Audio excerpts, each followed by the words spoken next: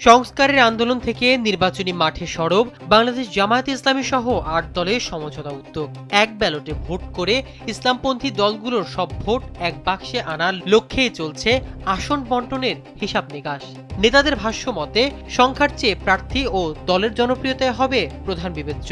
মনোনয়নে প্রাধান্য পাবে জোটভুক্ত দলের শীর্ষ নেতারা।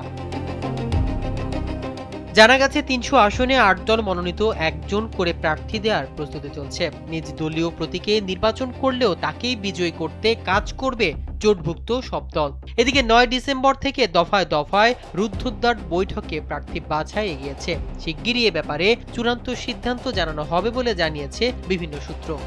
স্যান্ডেলিনা সো, রূপচর্চায় আভিজাত্য। ৫ দফার আন্দোলনের আগেই জামায়াত ৩০০ আসনে প্রার্থী ঘোষণা দিলেও শরিকরা চাইছে প্রায় ২২০ আসন।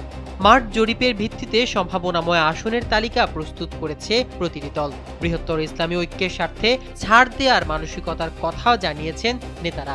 সরকার গঠনের মতো সংখ্যায় আসন জয়ের লক্ষ্যকেও গুরুত্ব দেওয়া হচ্ছে।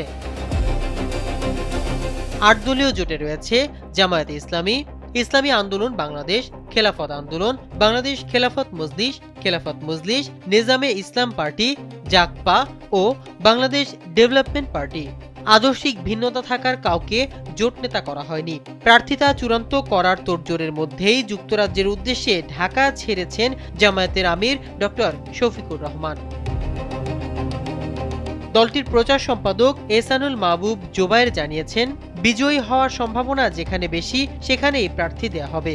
ইসলামী আন্দোলনের নেতারা জানান, দলীয় পরিচয়ের চেয়ে বিজয় মুখ্য।